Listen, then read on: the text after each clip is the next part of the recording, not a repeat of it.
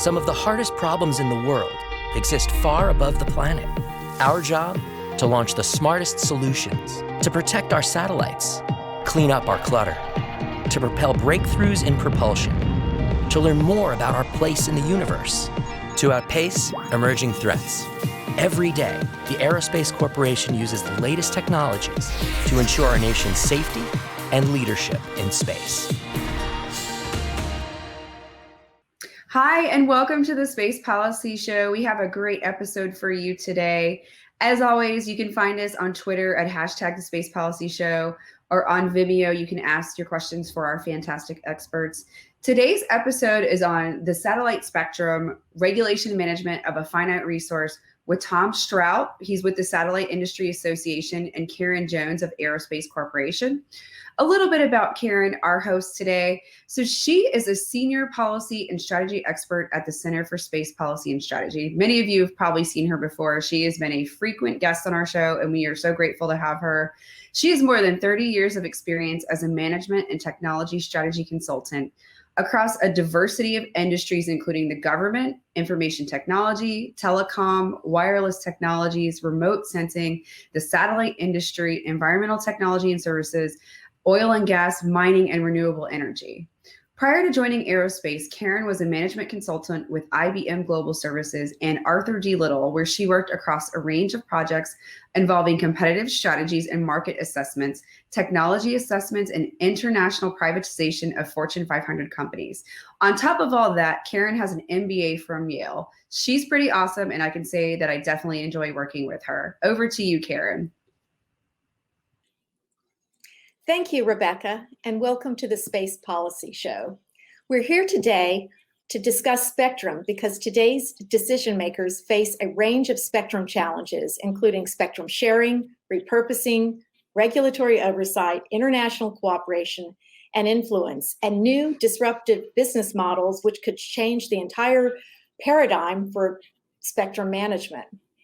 Recently, Cisco's Global Mobile Data Traffic Index noted that mobile data traffic growth will grow at a compounded annual rate of 47%. This is an extremely high growth rate, and it's creating pressure for the FCC to provide flexibility to use the existing spectrum bands, including some that the satellite industry has occupied for years, and to add to the supply of both licensed and unlicensed spectrum. So to talk about this very important, finite, and increasingly scarce resource for space stakeholders, we'll be talking to Tom Stroup today. He is president of the Satellite Industry Association, and he is the lead advocate for regulatory and policy issues of critical importance to the satellite industry and the Satellite Industry Association's membership. He's focused quite a bit during his tenure since 2014 on spectrum and licensing issues, defense and public safety matters, and export control and international trade issues. Tom became the president of SIA in 2014, and prior to that, he was the CEO of Shared Spectrum Company. And for more than a decade, he served with the Personal Communications Industry Association, known as PCIA. He holds a BS in Public Administration from the University of North Dakota, and he is a graduate of the Georgetown University Law Center. Tom, welcome to the Space Policy Show. Karen, thank you. I appreciate the opportunity to be here. Very good. Well, there's a lot to talk about during our time today. And I thought I would just start by asking you a very general question, but a very important one. What do you think the most important spectrum issues facing the satellite industry will be over, let's say, the next 5 years? Well, Karen, certainly the two most important issues are continued access to spectrum that has already been made available to the industry, and the other is access to additional spectrum for growth.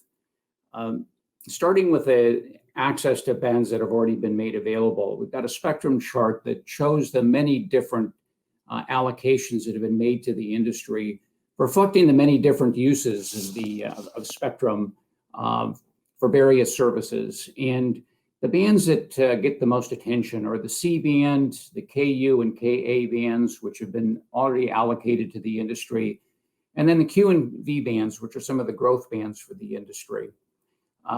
The industry has a long lead time from design of satellite systems to the launch, and long investment cycles. So when we have allocations of spectrum and companies allocate resources to building and launching satellites, typically a geostationary satellite is operational for 15 to 20 years.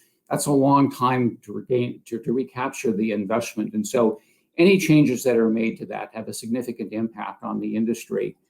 The C-band has certainly gotten a lot of attention as a result of some of the repurposing discussions that have taken place with the FCC, and I know we'll get into that in more detail later. But also there is spectrum sharing that's taking place in some of the other bands.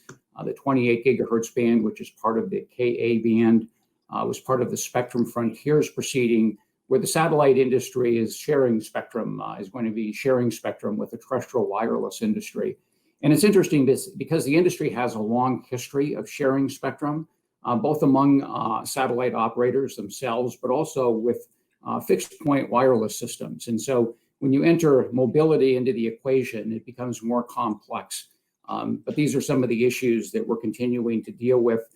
The other that I mentioned is additional access for the growth of the industry. And so broadband and remote sensing are two of the faster growing segments of the industry. And so we need additional spectrum to be able to continue to serve customers. And so I'm sure you've seen the many different constellations of systems that have been announced. They need access to spectrum, not just in the KU and KA bands, but in the Q and V bands, which are some of the higher frequency bands, in order to continue to grow and meet the needs of broadband users around the world. Right. Yeah, we're pushing into new frontiers in the millimeter waves. So I want to go back for a minute, Tom, to Satellite 2017. I attended a dinner where, at the time, FCC Chairman Tom Wheeler lambasted the satellite industry for not being more cooperative with KA band sharing. He said, get on board the train or get run over. Now, later in the same speech, he also offered, and he was convinced that both terrestrial and satellite could work cooperatively together and they could both flourish. But I remember that kind of sent a ripple wave through everyone at that dinner. And I think you were there as well. And it was a very interesting time because quite a bit has happened since then. What is the progress since then? And I think specifically, this is where we might want to discuss the C-band clearing, which is a critical piece to this overall mandate to cooperate with the larger competing industries that also need spectrum. So I was definitely at the dinner where Chairman Wheeler made those comments. I was president at the time, and Tom Wheeler and I have known each other for a long time, going back to our days in the wireless industry. So that caught a lot of people's attention. And it was interesting because SIA had already initiated discussions with representatives of the wireless industry to talk about how we could share the 28 gigahertz band that was the subject of the Spectrum Frontiers proceeding. And later, within a week or two after that, Chairman Wheeler made a comparable comment to folks in the wireless industry that they required both industries to address how they might be able to operate together. And we certainly don't agree on all of the issues. The FCC has come out with rules on how the band is to be shared. As I mentioned previously, when you enter mobility into the equation, there are issues associated with how you can share without interfering with each other. You mentioned that I had run a company called Shared Spectrum Company, which developed sensing-based sharing technology. We've done some work on how you can share, including satellite spectrum. But there are issues because of the weak signals emanating from the satellites, and directional antennas on the ground are typically not oriented towards picking up signals from space. So often you end up having to create exclusion zones around our Earth stations, meaning that the wireless companies can't provide service there without the potential of causing interference to each other. And these issues haven't gone away completely because There is a guidance that came out of the FCC recently relating to earth station siting with a significant impact on the industry. And so we're still trying to sort through some of the issues as to where we're able to locate our earth stations. But I think that the issues will continue to be at the forefront as there's a need for more spectrum for terrestrial services, and certainly the satellite industry sees itself as a partner at times, but also a competitor at times. And moving on to the C-band issue, which of course has gotten a lot of attention. Yes. This is another example of the industry coming forward with some creative solutions as to how they might be able to make spectrum available. And I think that we're to be commended, because when I joined SIA, I had been informed that the reputation of the industry had been that we typically did not want to share spectrum, that the answer was generally no. And I think that these are a couple examples, the Spectrum Frontiers proceeding and the C-band, where the industry has actually put forth some recommendations on how we can share the band. The issues continue, of course. The FCC is moving forward with its plans to auction off some of that spectrum. Satellite companies are moving forward with their plans to launch new satellites. They've designed and ordered satellites, scheduling launches. But there are definitely issues that remain. The FCC still needs to identify the clearinghouse. And there are a lot of logistical challenges to clearing that spectrum and making it available. For example, the satellite operators that were participants in the C-band alliance noted that they had ordered 100,000 filters that needed to be installed to be able to share the band without causing interference to those who continue to use the satellite systems. And that creates a real logistical challenge. So these are important issues. I think that the industry is to be commended for some of the solutions that they've put forward on their own, though. You know, when I think about that train metaphor, I think, well, we're not exactly the love train when it comes to spectrum sharing. It seems like we're more like Amtrak, the Amtrak train from Washington to New York. You get on that train, sometimes the train conductor says, ma'am, do you mind changing seats? Or you might even tell the train conductor you have a noisy neighbor next to you and, gee, can I change seats? But you know you're going to get to New York at some point. So there is that level of predictability, but you also have to have some flexibility when you're on these crowded trains. So well, that's an I kind of view it like that. It's an interesting analogy. And I think some of my members would say it's probably more comparable to you getting on board the train going from Washington to New York. And when you get to Wilmington, you're told you have to get off. And you're not sure whether there's going to be another train coming along for you to get to New York. But anyhow, I think that your point is a good one. Yeah, at least it's not Murder on the Orient Express. So. Well put. So thanks for that answer. It's a very challenging time. One thing I'll just add here with all this reshuffling of spectrum is it's been a little bit of a boost in the arm for satellite manufacturing, as some of these satellite operators have shifted to new spectrum. They now have some funds to acquire new satellites, and it's been very helpful, at least for the GEO market. You're absolutely right. And so the market for geostationary satellites fluctuates considerably from one year to the next. And a lot of the orders over the course of the last couple of years have been from government customers. But I think that there will definitely be an uptick in manufacturing as a result of the satellites that are being ordered as part of replacement for the C-band clearing. Right. Okay, so moving up into the higher, what we call the millimeter wave bands. These higher frequencies appear attractive to new market entrants that are interested in high capacity. Typically, the higher the frequency, the greater the speed. And what can we expect with these frequency bands above 24 gigahertz, and why? And how is the satellite industry positioned for these? I think these are the Q and the V bands. They are. And so the industry is moving forward with plans to develop the technology to use them. So again, because of the long lead time for the industry, it's not quite like a terrestrial system where you do your testing on the ground and determine what the propagation characteristics are. It's certainly more complex for us.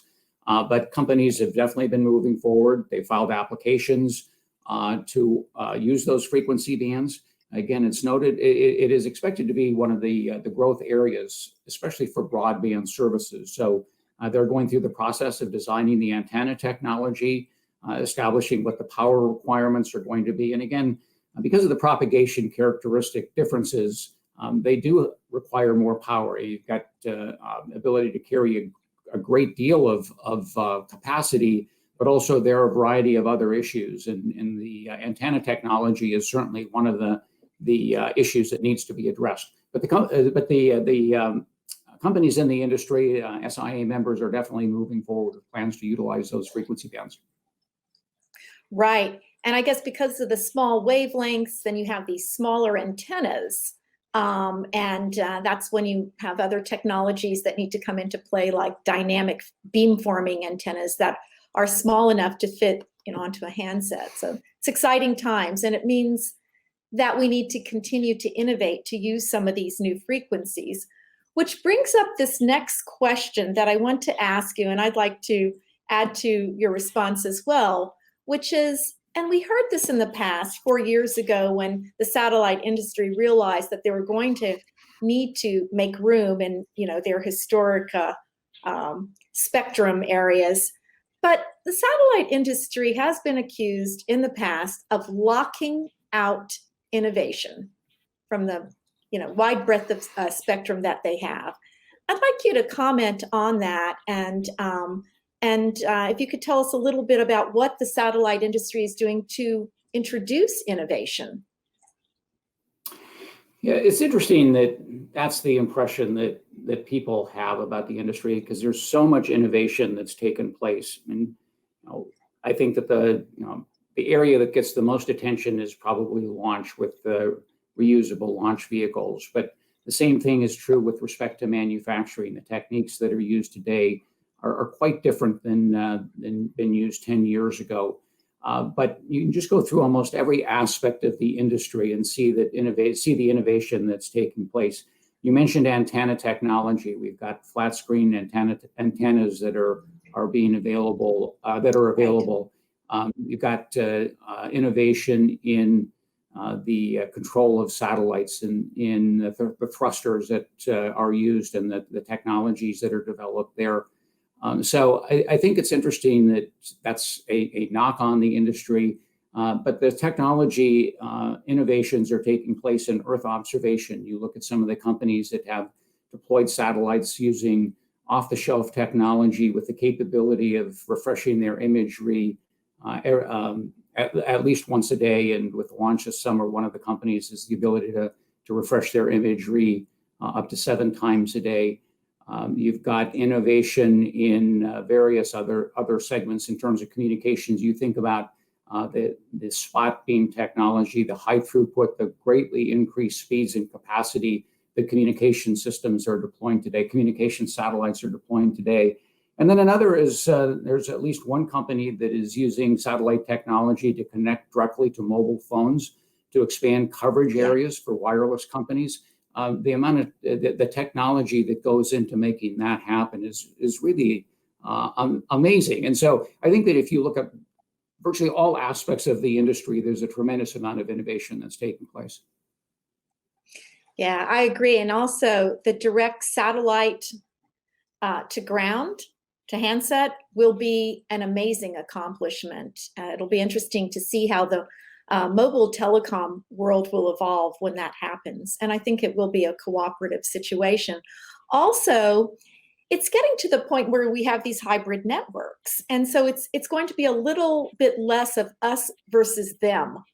And I think what we're going to see with the satellite industry is will become such a critical element of mobile telecom that it will be hopefully less friction, more cooperation over time as we become part of each other's networks. The Aerospace Corporation has been writing a series called the Game Changer series, and we've been looking at technologies, applications, and business models that can revolutionize the satellite industry. So it's not just the technology alone. Business models such as infrastructure as a service, ground station as a service, cloud architectures, all these things will introduce innovations as well. Applications such as distributed ledger technology, also known as blockchain, space-based solar power, software-defined satellites. You've already mentioned high throughput satellites, which is huge. All these things will continue to advance the state of play in the satellite industry. I agree. Those are all great innovations, and I am truly hopeful that we see much more cooperation and coordination with the terrestrial wireless industry, because we have the ability to provide cost-effective coverage in areas where it's just not feasible to build out terrestrial systems. And so while we're probably always going to be competitive on things like spectrum issues, I'm hopeful that when it comes to deploying, the consumer doesn't really care how they're getting their service, whether it's delivered via a satellite, whether it's delivered via a drone, whether it's delivered via a terrestrial signal. To them, they just want systems that work. Right, right. And this gets back to that natural tension between enough flexibility to allow for innovation and the need for certainty for spectrum access. As you mentioned, as you're building these satellites, which last 15 years, and you have your vested stakeholders and investors, you need a certain amount of certainty in order to operate. So it is that balancing act. Tom, I wanted to ask you a question, and I heard you speak on the Hill about this, but satellites operate in an inherently international environment. Do you see a favorable trend towards globally harmonized spectrum and coordination between US and foreign regulators? And if so, what are the barriers and what are the enablers for this? It certainly seems daunting to me. How do you harmonize all this? You're absolutely right. That's a key issue for the industry, because a satellite typically is not going to have service with limited coverage area to one country. And so being able to operate across boundaries is important to the satellite industry, but it's true of most industries. If you're in the terrestrial wireless industry and you build a capacity into a phone to operate on a certain frequency, you'd like to be able to do that across the world. I think that generally the World Radio Conference is taken into consideration the need for global harmonization. And I think that there are a lot of countries that are much more dependent upon satellite for communications and other purposes than the United States is. And so they've been big supporters of the satellite industry. But a few years ago, in 2016, there was a trend that was of great concern, because as we went through the Spectrum Frontiers proceeding, the FCC essentially was moving forward with the frequency band for terrestrial wireless or 5G systems that was not consistent with what other countries around the world were doing, or what the World Radio Conference had recommended in terms of a study. And so there's a concern that countries could splinter off and take some of those approaches on their own. There was even a commissioner at the FCC who had indicated that perhaps rather than participating in the WRC process, that they should achieve some of their goals through the standards process, which I don't think benefits anybody. And I think that the comments may very well have been made in order to push people to be more creative in how we can address some of these issues. So I think that the biggest barrier is individual countries seeking to go their own way, and sometimes it's based on seeking to get a competitive advantage. So as we've talked about the race to 5G, there's been a push to be first and making certain spectrum available first. Whether that's wise or not, to be determined. But I think that is probably one of the biggest barriers, is that if a frequency band that has traditionally been made available for satellite services is no longer going to be available in individual countries, it creates barriers to deployment of systems, cost effectively deploying systems and providing services to customers in that country. In terms of opportunities, I think it's just the sheer fact that it does benefit all industries in order to have harmonized spectrum. And again, we've been very fortunate in the satellite industry, because there are so many countries that are much more dependent upon satellite for their communication services. They just don't have a good infrastructure of wireless or fixed systems in order to be able to provide those services. So they've been very supportive of the satellite industry and its efforts to get globalized and harmonized spectrum. Right. Yeah, when I hear the phrase, the race for 5G, I always wonder, why do we need to race? To me, it's so important to get it right. At the same time, and I've heard this quite a bit in the industry, it's key to unlocking 3 million jobs in the US. That was one statistic I heard. And it's going to accelerate our use of the Internet of Things, IoT, artificial intelligence, and cloud computing. A lot is riding on 5G, which is more about capacity rather than coverage. But there are studies saying it will unlock all these jobs. It will accelerate some of the other technologies that need 5G, certainly autonomous cars. But sometimes I feel that being a fast follower is often better than being a leader and learning from other countries' mistakes. Yeah, I also am intrigued with the focus on the race to 5G, because we're big supporters of 5G. We see a key role for the satellite industry and absolutely want to be supportive and play a significant role in it. Most of my background has been in the wireless industry, and so I've seen this whole leapfrogging process. And so Right. when we made the transition from analog to digital, Europe had an advantage, and then we were able to develop an alternate, more efficient technology in the United States. And ultimately, we've been leapfrogging each other as we've gone through that process. And there can often be expenditures that were not necessary. I mean, ripping out all of the incompatible analog systems, cellular systems, was a good example of being first was not necessarily being best. And so I think that there's a balance that's necessary.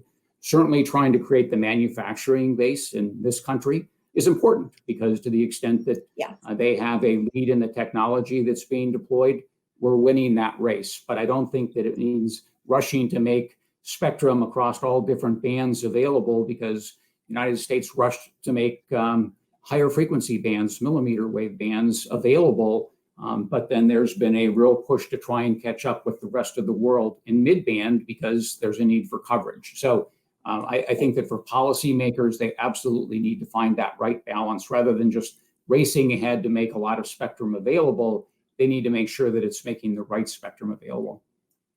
Right. Yeah, I agree with you there. I am excited about the role for satellite in all this. You know, internet backhaul, you have multicast streaming with the proliferation of devices. How do you quickly update media content across thousands of users at the same time? Satellite is great for that one-to-many type of updating, and that will be needed across autonomous car infrastructure that will evolve over time as well. And so I think there's a very exciting role for satellite to play in all of this. I'm really more or less just concerned about the deployment and getting it right the first time and not making an expensive mistake along the way. But I do think it's an exciting time across the board for autonomous vehicles and infrastructure, Internet of Things, and it's going to be very interesting. I wanted to ask you here, we're facing an election year. We might be facing a new administration during 2021. What are your key messages for incoming FCC regulators? What are the key messages for your satellite industry constituents that you represent? Yeah, so it is an election year, Karen, and typically our issues are not partisan issues. And there certainly shouldn't be a need for a big variation in policies from one administration to the next. But there may very well be new people at the FCC or other policy positions on the Hill and throughout the administration. And the key messages are, emphasizing the importance of spectrum to the growth of the industry. And of course, not everybody is as familiar with the various services and the importance of the satellite industry that you and I are, but making sure that they're aware of that we need spectrum to continue to grow. The need for technology neutrality is another position that we will definitely emphasize. And so by that, I mean, there's a lot of attention being paid to the role of broadband and the importance of broadband, especially now that individuals, people in school, companies are working remotely. and the need for access to high-speed broadband. Congress has talked about various ways that they can help fund those initiatives. And by technology neutrality, I mean not making funding available to one industry or the next, because in some areas, fiber may be the best solution, in others, satellite may be the only solution. But making sure that the funding is going to be available and we're not favoring one industry over the next. Another issue that we want to emphasize is, given the growth in the industry, some of the initiatives as it relates to the safety of space is something that needs to continue to be addressed. And so those are some of the key messages that we want to convey. Again, we're not expecting a big shift in terms of the policies from one administration to the next, but rather there is going to be a need to educate them on the role of satellite and some of the key issues that we face. It's going to be a very interesting time. You know, it seems like since 1934 with the Communications Act, that's when Congress tried to figure out how do you resolve scarcity and interference. Those are kind of the two main issues with the FCC, not enough spectrum and harmful interference, and how to balance that. There has been a slow trend towards a more flexible kind of property rights type system, introducing more flexibility over time. But in doing that, I think that's why the Satellite Industry Association is so important during this time to represent the constituents and the voice of the industry. Tom, I want to thank you again for your time today. This was a very valuable conversation, and we look forward to speaking to you again soon. Karen, thank you. I enjoyed being with you today. Thank you. Thank you so much, Karen and Tom. We are so grateful for you being on our show today. We learned a lot about the spectrum. We really appreciate it. As always, you can find us on Twitter at #TheSpacePolicyShow. You can ask your questions to our experts on Vimeo in the chat dialog box. And you can sign up for our latest news alerts at aerospace.org/policy. Until next time, take care.